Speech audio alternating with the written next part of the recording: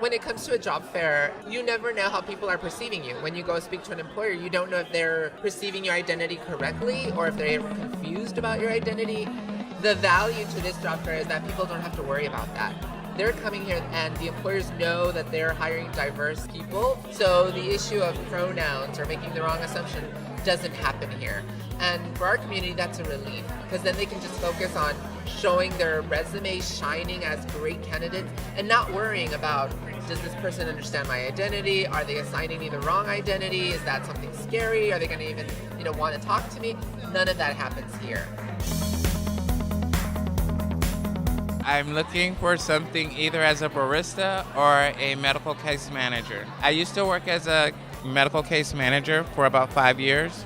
I think most of the problems that I had was kind of being the first person on most jobs, being taken as the token. I think for a lot of trans youth, as well as a lot of older trans folks in our community, we often don't know how to go about, or we often had to survive, so we lived on the streets or something like that. And we're at a point where we're working to get on our feet, but it's like, okay, so how do we go about talking to some of the agencies that we really want to work with? I noticed they have a lot of like CVS and Paramount and a lot of those places here. And some of us grow up dreaming of working at those companies, but once we start to transition, we don't often think we have the opportunity or the chance to have a position like that, and maybe not even the education. So to know that these places are willing to work with our community, it's amazing. Look at our political realm, looking at Virginia. We have like 10 to 15 people that are trans that are in office back east. I mean, 10 years ago, we didn't have that at all. It's definitely been a struggle, especially in like the beginnings of my transition and everything, but things got better. This whole thing is amazing. It's like they should be doing this everywhere in the country. Just because so many trans people, a lot of them might be something like an introvert where they feel scared, they don't know how to get information, and just have such a welcoming place with like those companies to come out to be able to like individually talk to people and kind of break down some of the barriers. This whole experience has changed my life and how I like communicate with other jobs here in LA. I started my medical transition 9 months ago.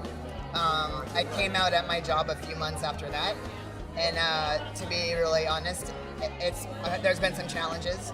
I think the transgender, it's a movement now. There's a lot of us, and we're obviously need to be in the workforce.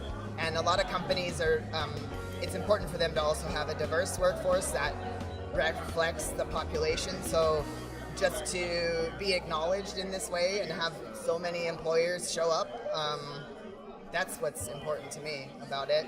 What's recently happened is in California, now people have a third gender marker option on their ID. Companies with 50 or more employees have to have gender sexual diversity trainings. That's mandatory. And gender-neutral single-stalled single-stalled restrooms in the city of LA have to become gender-neutral restrooms. So all of that is transforming the landscape and the workplace, and that's what we want to do. Prepare them to hire our community. We want to undo those statistics that say trans people experience unemployment at twice the national average.